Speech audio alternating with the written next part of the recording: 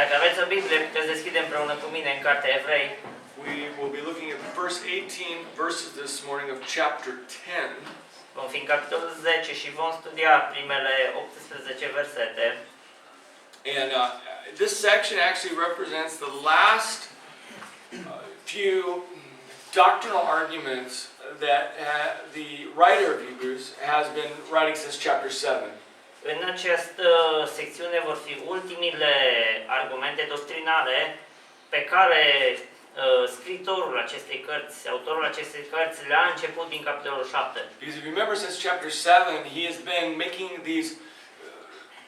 these comparisons between the old covenant, the old system, and the new system, and the new system and the new covenant, the old priesthood and Christ priesthood. Dacă țineți minte, autorul făcea aceste comparații între vechiul sistem, noul sistem, vechiul legământ, noul legământ, vechiul sistem de preoție și noul sistem de preoție.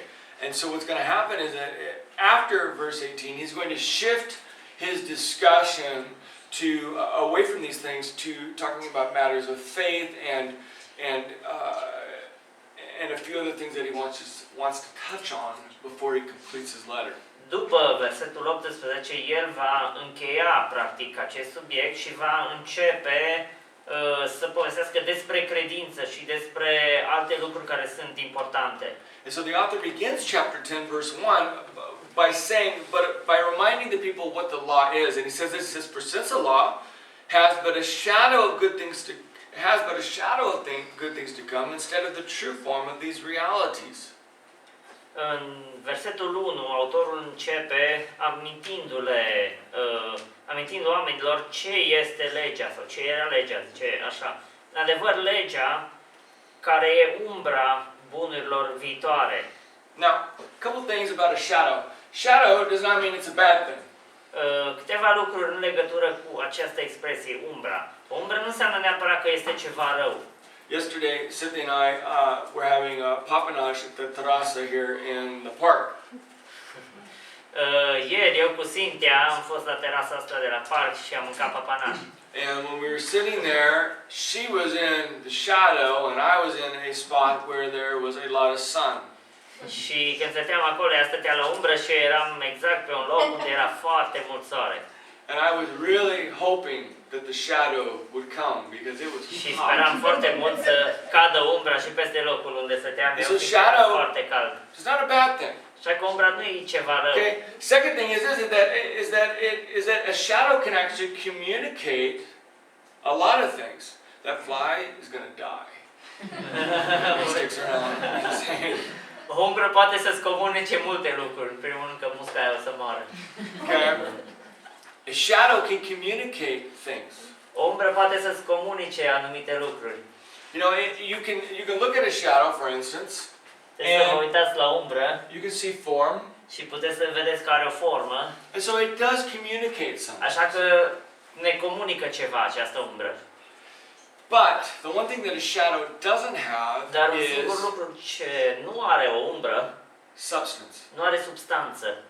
You know, that's what the author is communicating. Asta ne comunică autorul de nenumărate ori. Is communicating over and over in various ways to this in his letter to this church.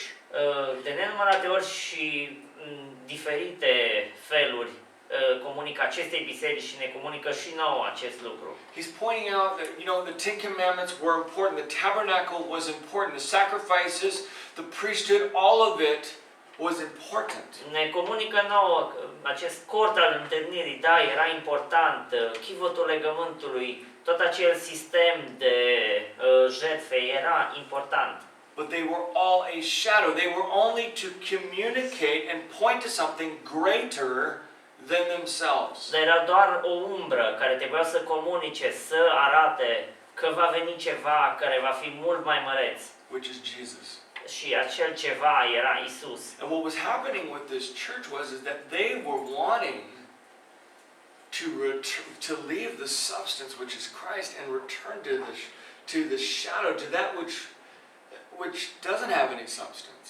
Și ceea ce vrea să facă această biserică, vrea să plece de la Isus, de la substanța care se afla în Isus, să meargă înapoi la umbra vechiului legământ. You know, and it will be like this. You know, Cynthia and I, this last week, we just celebrated 16 years, our anniversary. De exemplu, acum, last week? This week. Așa, săptămâna aceasta am împlinit 16 ani eu cu Cynthia. Okay? You know, De la căsătorie. 16 years, you know, that's nothing. I mean, there's people in here that have been married longer. But for us, it's a big deal. 16 ani poate nu este foarte mult, pentru că sunt unii oameni aici care poate sunt căsătoriți de mult mai multă vreme. Dar pentru mine este foarte mult, este ceva foarte important. We were talking about, you know, how, you know, you have a family together and povesteam cum avem o familie împreună. And typically we, you know, we play cards together, we like to play șaptică together. Și ne jucăm împreună cărți, ne place să jucăm șaptică. Although we haven't been playing it lately because Cynthia's been losing a lot.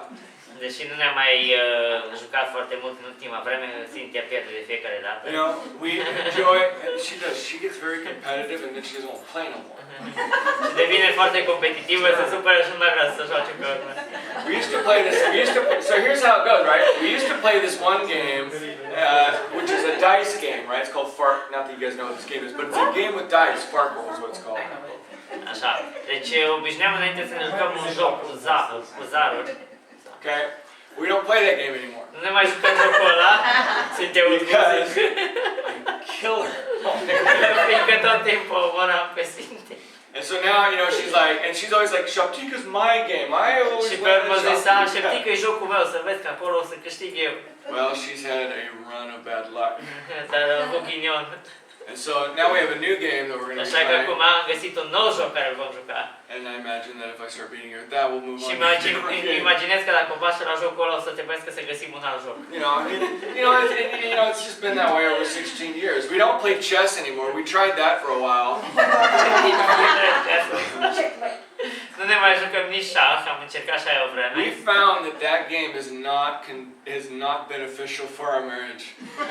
Am aflat că acel joc nu e un beneficiu pentru căsătoria noastră.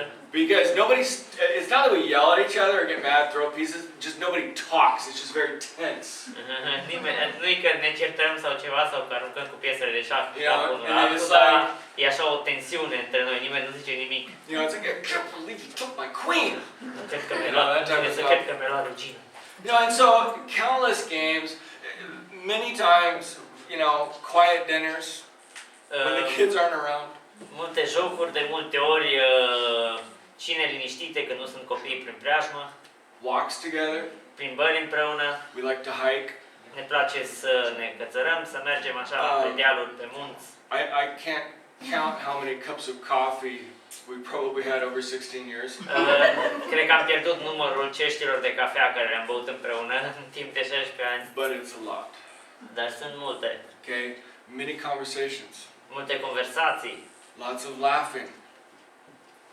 Mult râs. You know, building a life together. Building a life together. Da. Am construit o viață împreună. There was a weird sound there. Like electrical sound, like... It could be that fly. Electrical sound. It's going to be okay. You know where the exits are in case of a fire. În caz de incendiu pe acolo să iese, sau pe geam.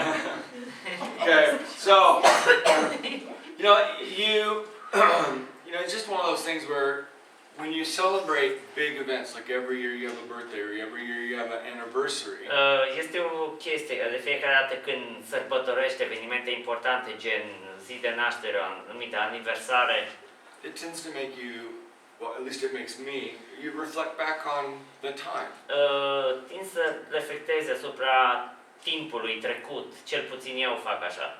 Now let's say that this week, after 16 years of building a life together, all these life experiences, all this time, all this coffee, all these things. Să spunem că după 16 ani de căsătorie, toate aceste discuții, jocuri, toată cafeaua, toate lucrurile astea, all of a sudden I was just decided, you know what? I like this picture of Cynthia in the house better than I like Cynthia. Dintr-o dată să mă decid să zic, știi ce, îmi place mai mult poza asta cu Cynthia decât îmi place Cynthia. I mean, honestly, so I play cards with the picture, right? Așa că mă duc și mă joc cărți cu poza. Maybe I sit down and have a coffee. Actually, you know what? This is a good idea because means I get to win all the time. I get 2 cups of coffee. Oh. And the picture won't complain. Picture will not complain. Mă Ruin my whole argument. Asta e o idee foarte bună, că așa dacă mă joc cu poza, așa tot timpul câștig, beau 2 cafele și poza nu o să se supere că eu câștig tot timpul. You know, I take a picture on a walk. Iau poza la plimbare cu mine, prin parc. You know, and I mean, obviously everybody's laughing about it, but there's a problem there, right? Noi ne râdem când auzim asta, dar totuși e o problemă când ne gândim la chestia Because asta. a picture does represent her, Încă poza, într-adevăr, o reprezintă pe Cynthia, but it's only a shadow of dar e who doar she o is. umbră a cine este ea. It's only two-dimensional. Este doar bidimensională. And if you think about it, it represents her at a single moment. Și dacă vă gândiți, acea poză reprezintă un singur moment din toată viața ei. You don't grow together with Nu a picture. creșteți împreună în poză. Because you know what? We've been married for 16 years. Am fost căsătoriți de 16 ani. And we were talking about this, was it yesterday or the day before? Și povesteam despre asta, nu mai știu, fie ieri, fie ziua dinainte. We have a picture in the house of us when we were first married. Like, Avem o poză în Anyway. casă cu noi de la nunta noastră. and Cynthia, you know, she's like a fine wine. She just gets better with the years. Și Cynthia e ca și vinul, devine din ce în ce mai bună pe vreme ce îmbătrânește. And yes, I use that expression. It's okay, we can do that in church. E ok că să folosim expresia asta în biserică.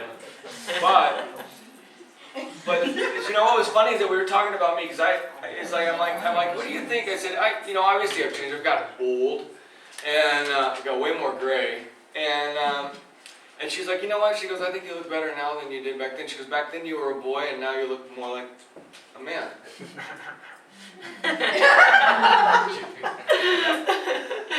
Și eu acum am mai bătrânit și se vede că deja încep să încărunțez, barba mi încărunțește. Yeah. Și zice Cynthia, zice, să știi că îmi place mai mult cum arăți acum decât cum arătai înainte. Că înainte erai un băiețel, acum ești un bărbat. You know, and that's the thing is that you can't get that from a picture. Nu poți să primești asta de la o poză. You know, it's not the reality of who the person is. Nu este realitatea ceea ce reprezintă persoana respectivă, ceea ce definește acea persoană. And I share all that because what the church was being tempted with returning back to the law and the old system and the old priesthood was exactly this, is that they were going back to the shadow, the picture, and leaving that which was substance.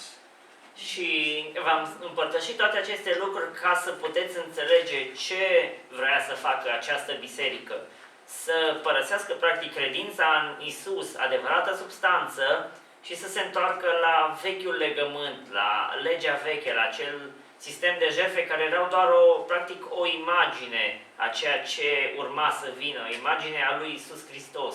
Literally, you know, as far as the author's writing, he says, he says, the shadow is only a shadow of the good things to come. He says, you're leaving the good things to come and you're returning back to something that points to the good things to come. Practic, autorul spune că legea era umbra lucrurilor bune care urmau să vină, dar ei vreau să pregătească, să părăsească aceste lucruri bune, aceste bunuri care urmau să vină și să se întoarcă la umbra, practic la lucruri care le arăta doar ce urma să vină. And while people may think that keeping the law and these different things that we do, that's maturity, what the author's pointing out is this, is that if you leave Christ, if you move back in that direction, you are never going to move beyond or into a deeper relationship with God. Practic ce ne spune autorul aici, că Oamenii credeau că dacă se vor întoarce la lege și vor încerca să țină legea, vor fi mult mai maturi în credință, dar de fapt autorul spune că este exact invers, că ei prin asta îl părăsesc pe Hristos. Which is interesting because most people think if I go back to the law, that's going to bring me closer to God. If I keep my rules and my regulations and I do this and I do that and I don't do this, it's like that's going to make me closer to God. And yet what the author is arguing here, he says, if you do that and you leave Christ, it's the opposite. Și mulți oameni și în ziua de astăzi cred asta, dacă mă întorc la lege, dacă îmi impun toate aceste reguli și țin toate legile acestea și toate regulile acestea, atunci eu voi fi mai aproape de Dumnezeu, mă voi simți singur mai tare și mă voi apropia mai mult de Dumnezeu, dar este exact invers. You see, it's like if your goal is to have a deeper relationship with God, if you Dacă want to scopul tău grow, este să ai o relație mai mare, mai bună, mai adâncă cu Dumnezeu, the key is Christ. cheia succesului în aceasta este Hristos. And here's why. Și să vă spun și de ce.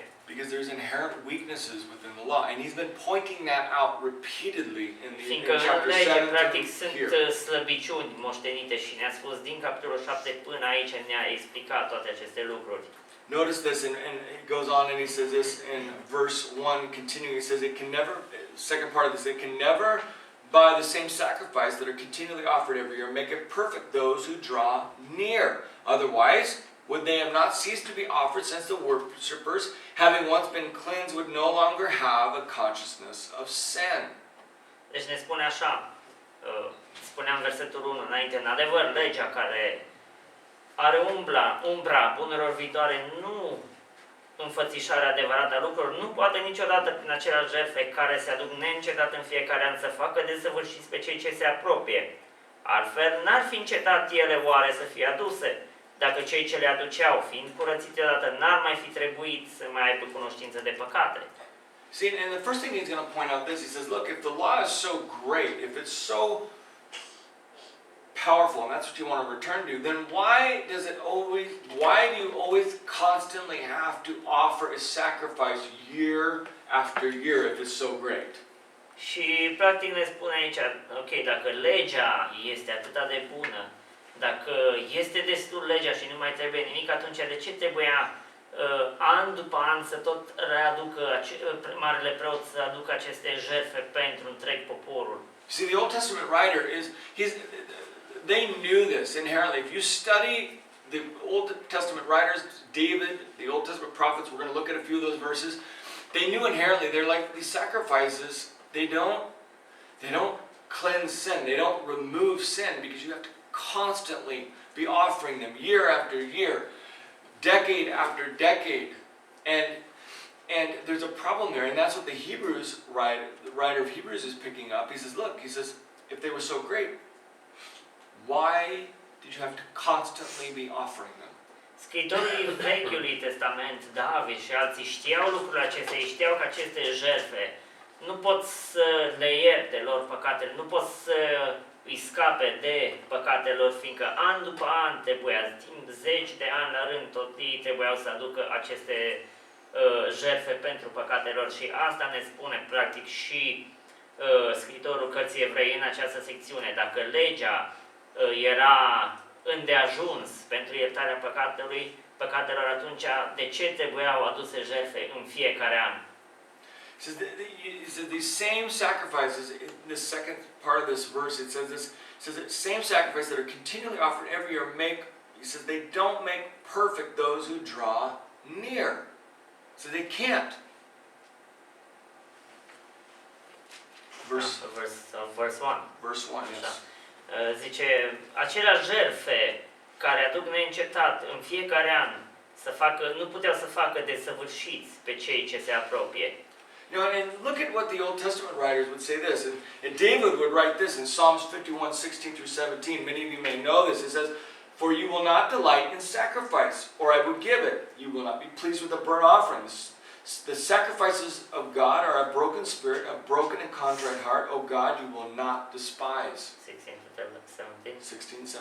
Psalms 51. Psalmii 51, versetele 16 și 17, David ne spune așa: Dacă ai voi jertfe, ți-aș fi adus, dar ție nu-ți plac arderile de tot. Jertfele plăcute lui Dumnezeu sunt un duh zdrobit. Dumnezeule, tu nu disprețuiești o inimă zdrobită și mâhnită. You know, Samuel, talking to Paul, when Paul made, or not Paul, Saul, when Saul offered the sacrifice, he said this, Samuel says, has the Lord a great delight in burnt offerings and sacrifices as in obeying the Lord? Behold, to obey is better than sacrifice, and to listen than the fat of rams. This is in 1 Samuel 15:22. În 1 Samuel 15 cu 22 ne spune așa: Aici era practic prorocul prorocul Samuel îi vorbea lui Saul. Samuel a zis: Îi plac Domnului mai mult arderile de toți și jertfele decât ascultarea de glasul Domnului. Ascultarea face mai mult decât jertfele și păzirea cuvântului său face mai mult decât grăsimea verbecilor. Now you can go on and you can look at what God would say through the prophet Amos in Amos chapter 5 verse 21 through 24. Putem merge mai departe să vedem ce spunea Dumnezeu prin prorocul Amos. Amos 5:21 through 24. În Amos 5, 21 până la 24. It says, I despise your feasts. I take no delight in your solemn assemblies. Even though you may offer me your burnt offerings and grain offerings, I will not accept them. And the peace offerings of your fattened animals, I will not look upon them. Take away from me the noise of your songs. To the melody of your hearts, I will not listen. But let justice roll down like waters and righteousness like an ever-flowing stream. Eu urăsc, disprețuiesc sărbătorile voastre și nu pot să vă sufăr adunările de sărbătoare. Când îmi aduceți arderi de tot și daruri de mâncare, n-am nicio plăcere de ele. Și viței îngrășați pe care îi aduceți ca jertfe de mulțumire, nici nu mă uit la ei. Depărtează de mine vuietul cântecelor tale, nu pot asculta sunetul alăutelor tale, ci dreptatea să curgă ca o apă curgătoare și neprihănirea ca un părâu care nu seacă niciodată.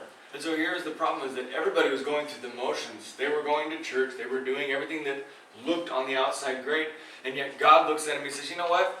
He's like, in your day-to-day lives though, he's like, there's no justice. He says, and there's no righteousness. He's like, you're offering me all this stuff and I despise it because you're going through the motions of offering the sacrifices, but your hearts are far away from me. Practic, acești oameni, în perioada aceasta în care este scrisă această secțiune, făceau toate lucrurile, adică păreau perfect din afară, pot să spun așa, pocăiți. Mergeau la biserică duminica, făceau toate acestea, aveau acest ritual de a aduce jertfele înaintea Domnului, toate lucrurile încât păreau perfect, dar Dumnezeu zice, eu disprețuiesc toate jertfele și toate sărbătorile și cântecele voastre, fiindcă în viața voastră de zi cu zi nu există dreptate și neprihănire. What about Micah? Cum rămâne cu prorocul Mica? Micah chapter 6 verses 6 through 8, it says this, it says, what does the Lord require? With what shall I come before the Lord and bow myself before God on high? Shall I come before him with burnt offerings, with a calf a year old? Will the Lord be pleased with thousands of rams, with 10,000s of rivers of oil? Shall I give my firstborn for my transgression, the fruit of my body for the sin of my soul? Has he told you, O man, what is good, and what does the Lord require of you? But to do justice, to love kindness, and to walk humbly with your God.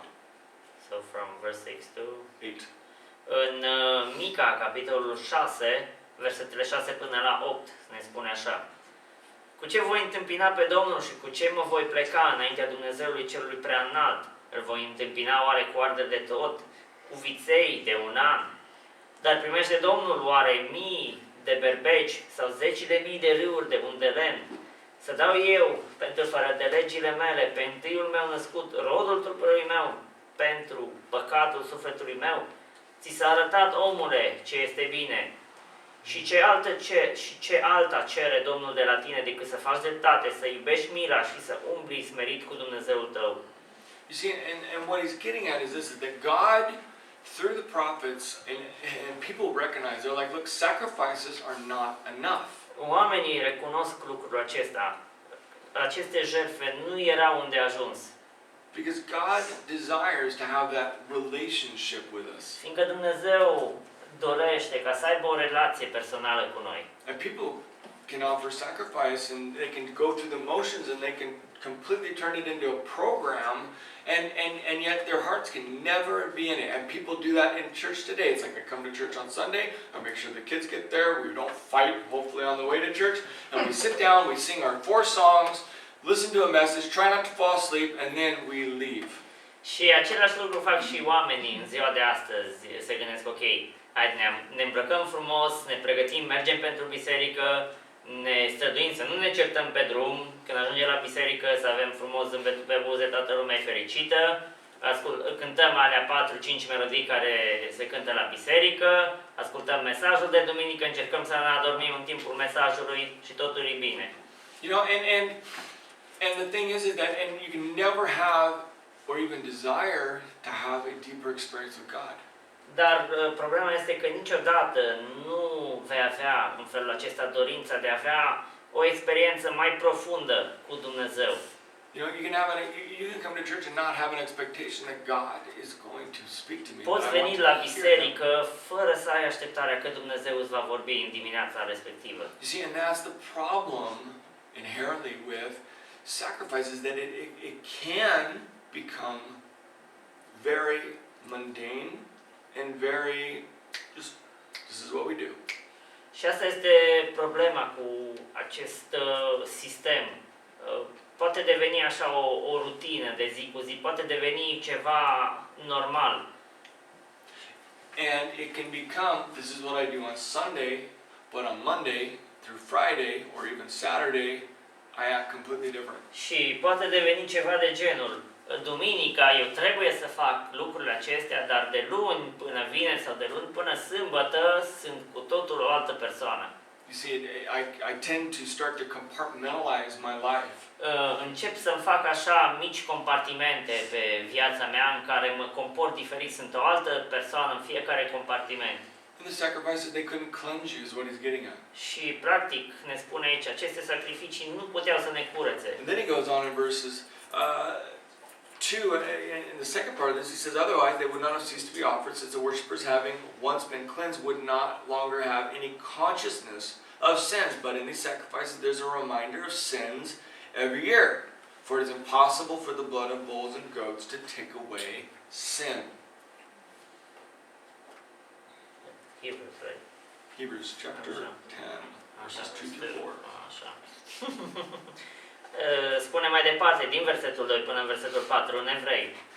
Altfel, n-ar fi încetat ele oare să fie aduse, dacă cei ce le aduceau fiind curățiți odată, n-ar mai fi trebuit să mai aibă cunoștințe de păcate. Dar aducerea în mintea păcatelor este înnoită din an în an, tocmai prin aceste jertfe, căci este cu neputință ca sângele taurilor și al țapilor să șteargă păcatele.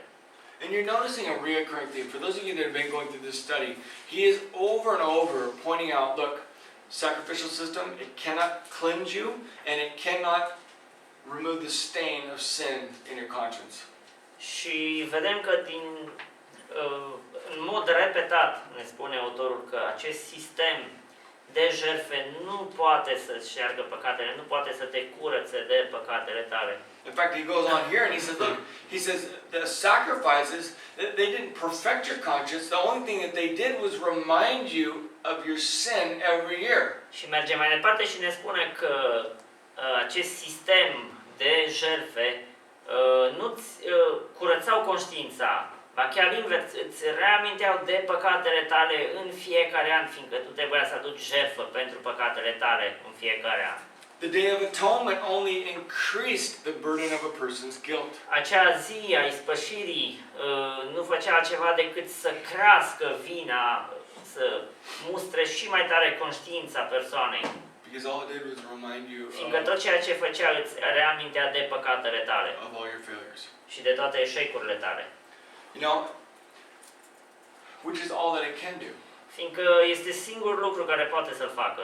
You think about it, the entire old system, Gândiți-vă tot acest vechi sistem, down to the literal items in the Holy of Holies. in the Ark of the Până Covenant. chiar la acele lucruri, acele obiecte care se aflau în chivotul legământului din camera cea preasfântă. Every one of them point to a failure in the nation. Fiecare dintre acele obiecte ne arătau, ne aminteau de un eșec în națiunea Israel. Okay.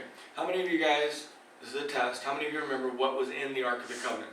Câți dintre voi, este un test, să vedem ce notă luați, câți dintre voi vă amintiți ce se afla în interiorul chivotului legământului? What was that? Ce Anybody? era înăuntru? Ten Commandments. Ten Commandments. Aaron's Așa. staff. And Și? Aaron's staff. There's one more. Manna. Thank you. Manna. We think, oh, that's awesome, you know. Deci erau cele 10 porunci, toiagul lui Avram, ce mai era? Yeah. Era așa, am uitat eu acum, și mană. Manna. Așa da, care am frunzit. Okay. So we think, oh, well, the Ten Commandments, that's great. Și ne gândim, cele 10 porunci, super, Written by the finger of God. scrise cu degetul lui Dumnezeu. Except the Ten Commandments did nothing but remind them of their Doar că rebellion. cele 10 porunci nu au făcut altceva decât să reamintească oamenilor de rebeliunea lor împotriva lui Dumnezeu, Because of their failure to keep it. datorită eșecului lor. Okay, well, let's get rid of the Ten Ok, Commandments. hai să dăm la o parte cele 10 porunci. What about Aaron's rod? That Cum rămâne budded? cu toiagul acela lui Avram care am frunzit? Why did Aaron rods bud? De ce am frunzit? Anybody? Știe cineva? You ever think about it? It's like, wow, that's a cool miracle. V-ați gândit vreodată, e o minune asta. What was going on in the nation at that time? Ce se întâmpla în națiunea Israel pe vremea respectivă? Rebellion. Rebeliune împotriva lui Dumnezeu. We don't think that Aaron should be the high priest.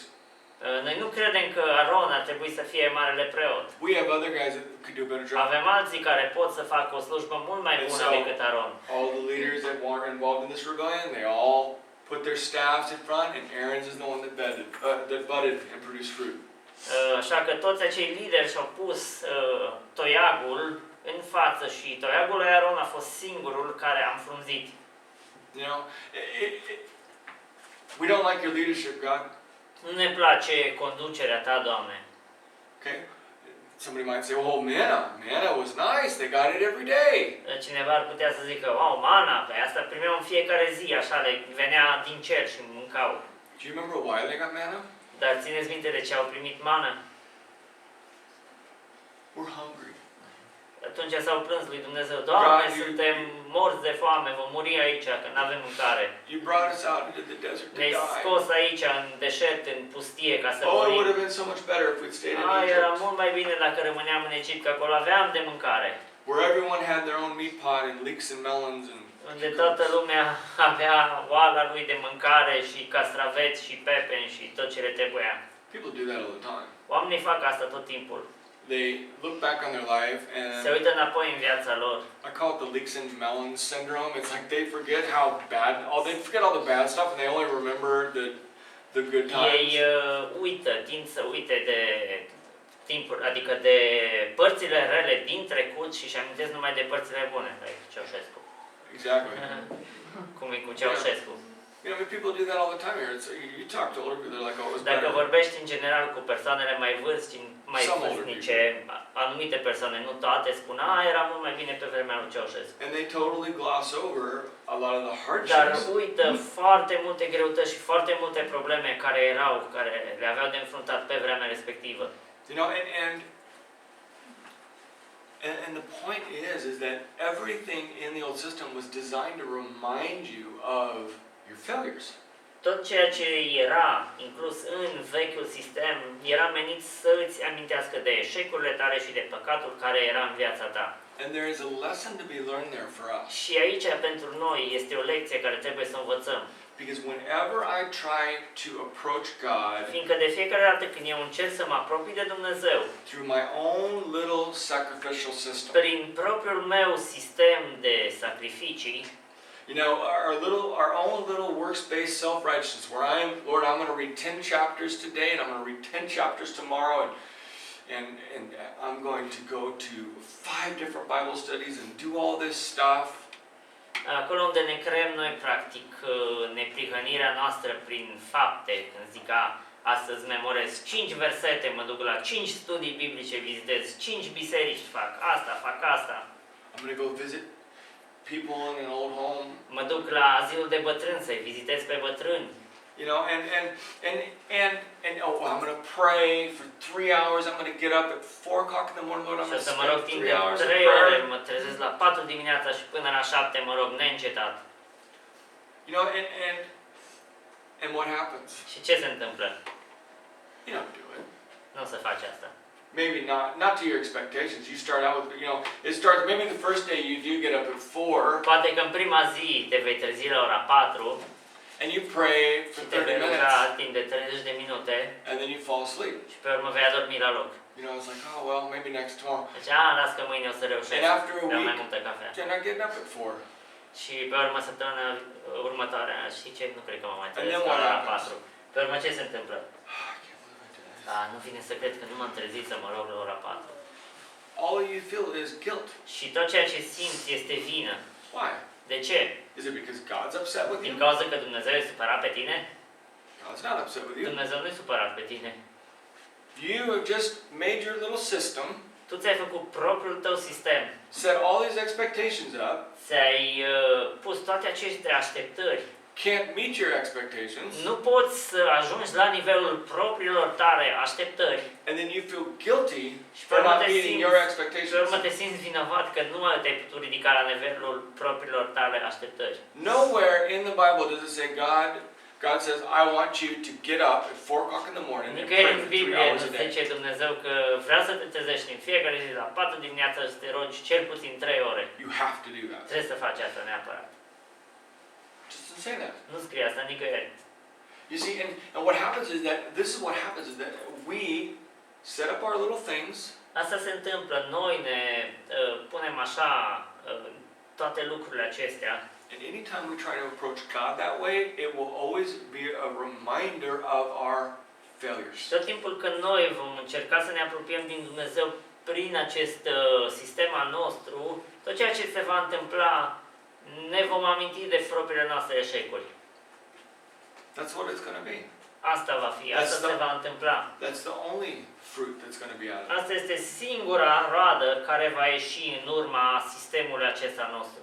Or, I think even worse, is that So, you'll și actually mai rău. think that you can do it, Este atunci când crezi că poți să faci asta and you'll start to think, why isn't everybody else doing this? și pe urmă te vei uita, să zic așa, urât la toată lumea, să zici, de ce nu fac și ei asta? And then all of a sudden you start thinking that you're super spiritual, Și dintr-o dată te vei vedea așa super spiritual și super sfânt.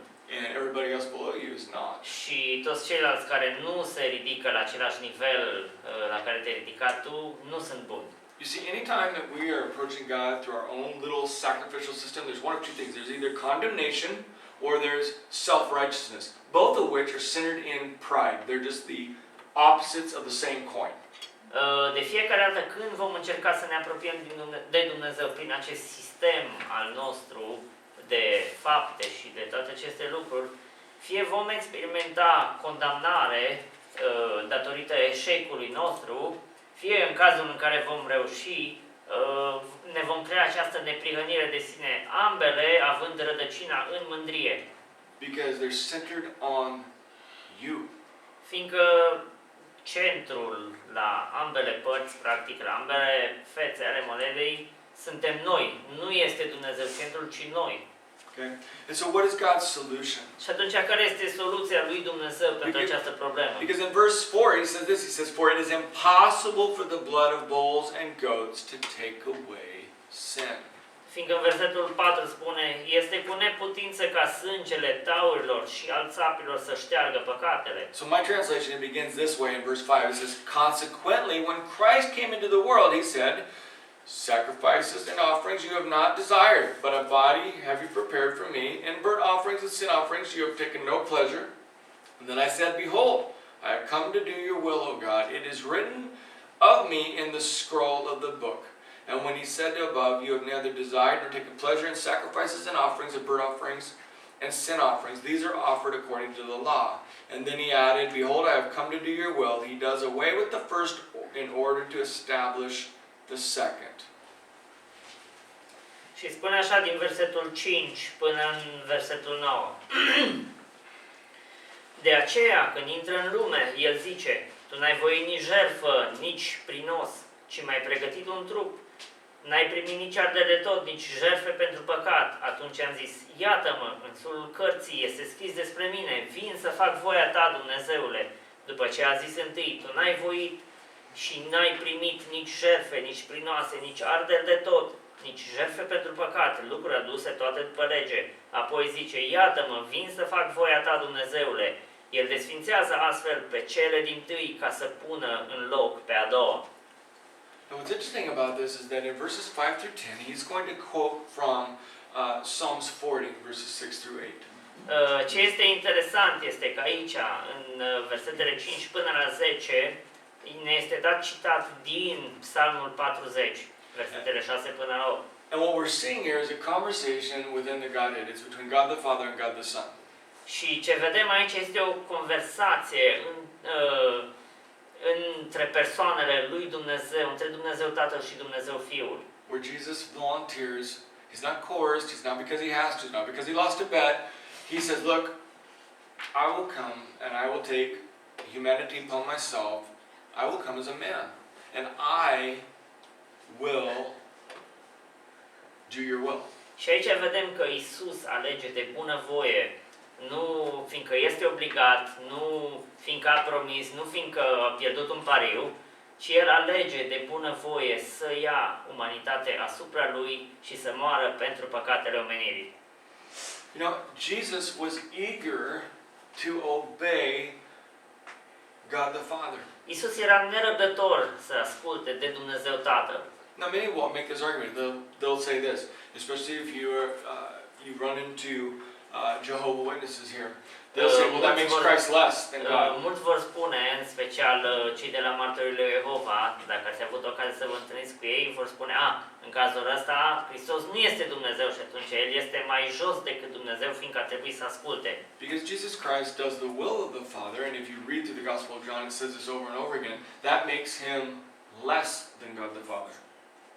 Și atunci ei spun, fiindcă Iisus Hristos face voia Tatălui, atunci El este mai mic decât Dumnezeu Tatăl.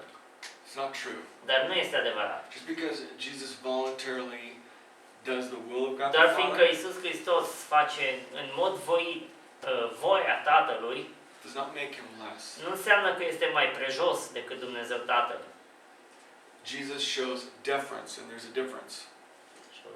Different. Basically, He submits Himself to the Father. Iisus arată supunere, ceea ce este diferit. Asta nu înseamnă că este mai prejos.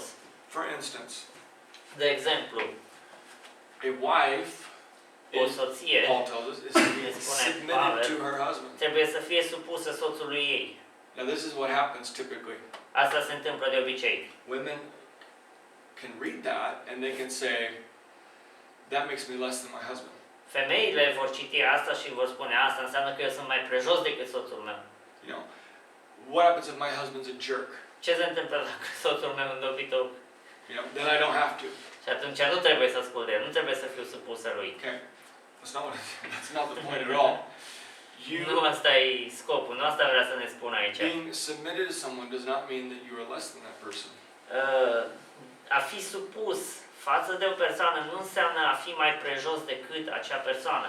It means that you are showing deference. Meaning this is like, look, I know that we're equal, but because this is how God has set it up, I will honor you in showing that that I will go along with you, and I will make, we will talk about it obviously, but you have the final call.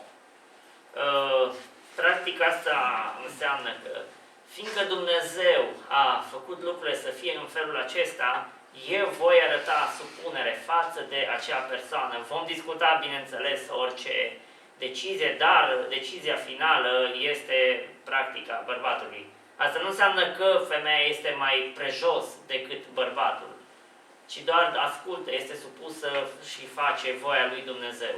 It doesn't make you less than him. It doesn't make Asta you nu o dumber face than him. mai mic, cum să zic, mai puțin, mai prejos decât bărbatul. There is no reflection on your character whatsoever. Nu înseamnă că are un nivel de inteligență mai mic sau că este caracterul mai slab sau mai rău decât al bărbatului. Nu are nicio treabă cu acestea. And in fact, when a wife chooses to do this, De fapt, atunci când o soție alege să facă lucrul acesta, you're in very good company. înseamnă că face o alegere foarte bună. Because Christ did that. Fiindcă Isus Hristos a făcut același lucru, a ales să fie supus. You know, and it wasn't because it was an obligation on his part. Și It wasn't nu a fost din cauza că el era obligat. because he had to. Nu trebuia să facă lucrul acesta. And the thing is, he didn't do it out of frustration. Nu a fost frustrat când a făcut lucrul acesta. He did it out of joy. A făcut-o din bucurie. You know, and the point is, and here's the thing, is that the reason why is that this is what God desires from us, is that he desires obedience. Asta este lucru care și-l dorește Dumnezeu de la noi, ascultarea. He wants people that listen to him and not do it because, well, I'm obligated and I have to, or I'm frustrated. He wants you to do it because he knows best and he wants you to do it with Dumnezeu nu joy. vrea ca noi să ne supunem din obligație, să fim forțați, să ne simțim frustrați când ne supunem, ci El vrea ca noi să fim supuși, fiindcă să ne gândim în felul acesta că Dumnezeu știe ce este mai bine pentru noi. You know, and so everything that he asks us to do, he's like, look, when I tell you Așa că tot ceea something, ce El ne cere, când ne spune să facem ceva, when I give you instructions, când ne dă instrucțiuni să facem ceva, I want you to do it with joy. El vrea ca noi să facem asta cu bucurie. I want you to do it with eagerness. Să fim nerăbdători să facem ceea ce El ne spune. Because that's what I'm asking you to do. Fiindcă asta ne cere El să facem. And I want you to obey me. Și vrea ca noi să ascultăm de El. Okay? And so Christ comes and he does something that no other human being has ever been able to Deci do. Hristos vine și face ceea ce nicio ființă umană nu a putut să facă vreodată. In fact, his very purpose was, as it puts here, I have come to do your will. Singurul scop ne spune aici, zice, iată-mă, vin să fac voia ta, Dumnezeule. Perfectly. As it is written in the scroll book, he's like, În mod perfect, zice, cum este scris în as carte. everything in the Old Testament, every prophecy, everything that the Messiah was supposed to do, Christ did it perfectly. Tot ceea ce era scris în Vechiul Testament de proroci, că Mesia trebuia să facă, Hristos a împlinit toate în mod perfect. And he does this so that he can, as it says here in verse 9, he does away with the first order and in order to establish the second.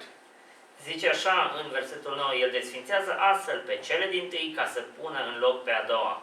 Because Christ fulfilled the book, meaning that he came and lived the perfect life that you can never live Datorită and die. faptului că Isus Hristos a împlinit ceea ce era scris în carte, a trăit o viață perfectă, ceea ce nimeni nu putea să trăiască în felul acesta, And died the perfect death a that you murit deserve. moartea perfectă care noi o meritam. He says in verse 10, and by that we have been sanctified through the offering of the body of Jesus Christ once for all. Spune mai departe în versetul 10. Prin această voie am fost sfințiți noi, și anume prin jertfirea trupului lui Isus Hristos odată pentru totdeauna. You know, he has, and he goes on and he says this, he says, and every priest daily, or stands daily at his service, offering repeatedly the same sacrifices, which can never take away sins. But when Christ has offered for all time a single sacrifice for the sins, he sat down at the right hand of God, waiting from that time until his enemies should be made a footstool for his feet. For by a single offering he has perfected for all time those who are being sanctified.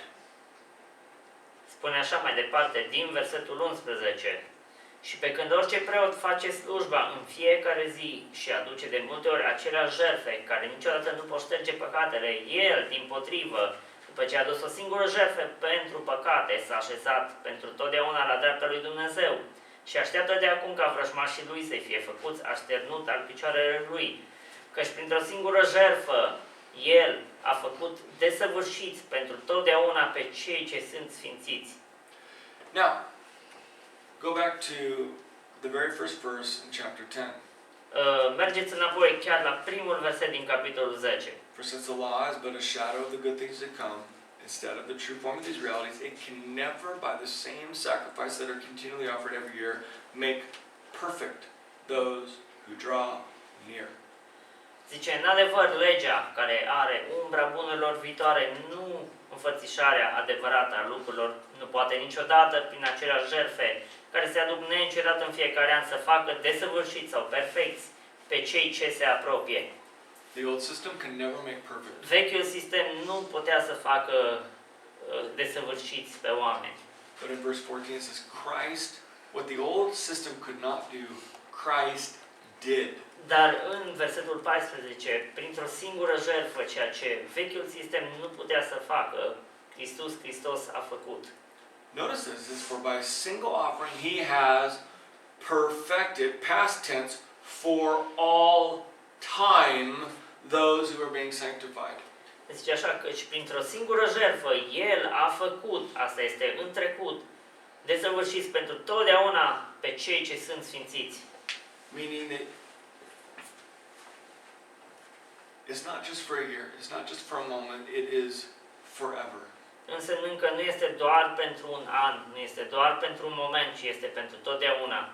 It speaks of a continuous thing, it's completed, it's done. Ne vorbește aici despre o acțiune continuă. Christ is at rest so that we can be at rest. Hristos se odihnește pentru ca și noi să ne putem odihni. And again, as you read through this, he points out Și dacă citim mai departe, vedem ce ne spune. that the Old Testament priests, they were constantly working all the time. Preoții Vechiului Testament munceau non-stop. You know, and yet it says that Jesus is seated at the right hand of God. Dar zice că Isus s-a așezat și stă la dreapta Tatălui. And it's effective for those who are being sanctified. Și zice că asta are efect pentru aceea, pentru totdeauna, pentru cei ce sunt sfințiți. Now, when it says that you are perfected here, it doesn't mean that you are perfect in character, and that you're no longer without sin. Când ne spune aici că am fost făcuți desăvârșiți, adică perfecți, asta nu înseamnă că noi acum, în momentul acesta, suntem perfecți, caracterul nostru este fără niciun defect și că suntem fără păcat. All of us are works in progress. Fiecare dintre noi suntem o lucrare care încă nu este terminată. All of us have failures. Toți avem eșecuri în viața noastră. All of us have struggles. Toți avem probleme, greutăți. And many times it is very easy to see the failures and the struggles in another person while ignoring the things that I'm not doing so well. De multe ori este foarte ușor să observăm eșecurile și problemele din viața altuia și să nu băgăm de seamă problemele din propria noastră viață. And the key is to realize, you know what? Lord, what do you want me to do? Răspunsul sau rezolvarea este ca noi să realizăm și să facem lucrul acesta, să How do spunem, you- Doamne, ce vrei să fac eu? How do you want me to handle this situation? Cum vrei să mă comport eu în această situație? You know, and you work out your own salvation and you work out that relationship with God so that He would make you into the person that He wants you to be. Și atunci, făcând asta, prin intermediul lui Dumnezeu, îți practic asiguri mântuirea și vei deveni persoana care El își dorește ca tu să fii. He goes on and he says this, and he says, and the Holy Spirit also bears witness to us, for after saying, this is the covenant that I will make with them. After those days declare the Lord, I will put my law on their hearts and write them on their hearts. And then he adds, and I will remember their sins and their lawless deeds no more. Where there's forgiveness of these, there is no longer any offering for sin. Spune mai departe din versetul 15 până în 18. Lucrul acesta ni-l adeverește și Duhul Sfânt, căci după ce a zis, iată legământul pe care îl voi face cu ei după acele zile, zice Domnul, voi pune legile mele în inimile lor și le voi scrie în mintea lor. adaugă, și nu voi mai aduce aminte de păcatele lor, nici de fără de legile lor. Dar acolo unde este iertare de păcate, nu mai este nevoie de jertfă pentru păcat. Because of Christ's sacrifice, something amazing happens. Datorită jertfei lui Hristos, ceva minunat s-a întâmplat. No longer is the law externally trying to control you and pointing out your wrong. Legea nu mai încearcă acum să te controleze din exterior. What happens is that the Holy Spirit tells us that God gives us a new heart, an inner Dar acum transformation. Duhul Sfânt spune că Dumnezeu ne dă o inimă nouă, ne transformă. You know, and I'll say this, the greatest power in the world is new life. Cea mai mare putere din lume este o viață nouă. Think about it. Gândiți-vă la asta. Look at this walnut tree, this nuch tree back here. Să dau un exemplu, acest nuc din curte. Come the end of October, Pe la sfârșitul lui octombrie, there's a ton of leaves. e o tonă de frunze pe jos, se umple de frunze de nuc. But what's interesting is that you can go clear through the year and you will still see some old leaves clinging onto that thing. Dar un lucru foarte interesant este că pe toată perioada anului încă vei mai vedea câteva frunze uscate care abia se mai țin, încă mai sunt acolo prinse de crengi. They're dead, Sunt moarte, they're brown, sunt maro, shriveled up, sunt uscate, but they are still attached to that tree. dar încă sunt prinse de copac. They survive the fall, Au supraviețuit toamna, they survive the cold, au supraviețuit iarna, they survive all the snow and the rain. toată ninsoarea și ploaia. But you know what they never ever survive? Dar știți ce nu vor supraviețui niciodată? New life. O viață nouă. Because as soon as the sap from this tree starts going back up the roots and up into those things and the new buds start coming out, all of those that were clinging there forever, they no longer can cling anymore, they fall. Fiindcă imediat ce iarna se termină și vine căldura și acea sevă intră din nou, urcă în toate crengile copacului, bobocii vor începe să iasă pentru a forma frunze și toate acele frunze uscate și moarte care se mai țineau de crengi nu se vor mai putea ține și vor cădea. You see, it doesn't, the changes in season, the external pressures in the snow and the winter and all that stuff, that didn't have an impact on that leaf. But the one thing that it cannot fight against is new life. Toate aceste schimbări de vreme, de anotimpuri, nu au putut să doboare la pământ acele frunze, dar singurul lucru la care acele frunze nu au putut să facă față, nu au putut ține piept, a fost o viață nouă. And that is God's solution. Asta este soluția lui Dumnezeu. He's like, all the external things, they're not going to change anything. The only Zice, thing fiindcă that's toate aceste lucruri care vin de în exterior nu vor putea să schimbe absolut nimic. the only thing that really is going to change you Singurul lucru care te va schimba cu adevărat is inner life este o viață nouă. from God, the source. De la Dumnezeu. O viață nouă de la Dumnezeu, care El este sursa. And then the second thing again he points out is this. He says, verse 17 and 18, he says, and I will remember their sins and their lawless deeds no more. Where there's forgiveness of these, there is no longer any offering for sin.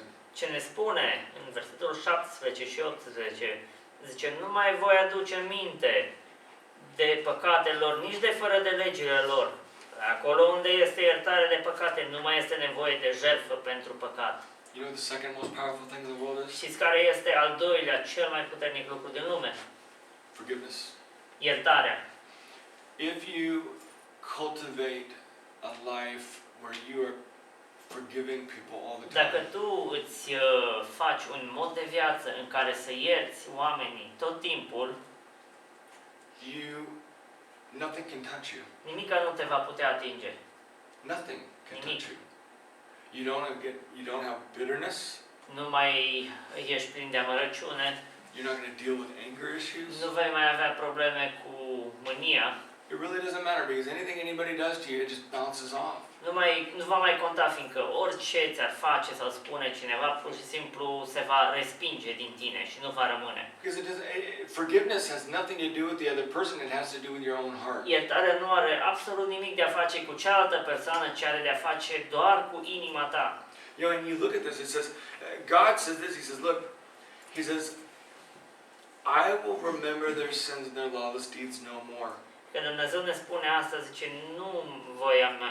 nu voi mai aminti de păcatele și fără de legile lor.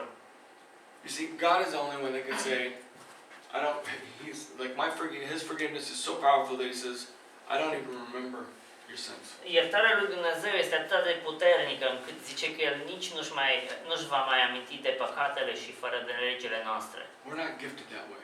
Noi nu suntem înzestrați în felul acesta. Dar when we choose to constantly forgive, atunci când alegem să iertăm în mod constant, you will find that your life is free. vom realiza că viața noastră este mult mai liberă. There's a great book, E o carte foarte bună, and I haven't read it in a long time. am citit-o de mult, dar vreau să o citesc chiar. It's called The Hiding Place.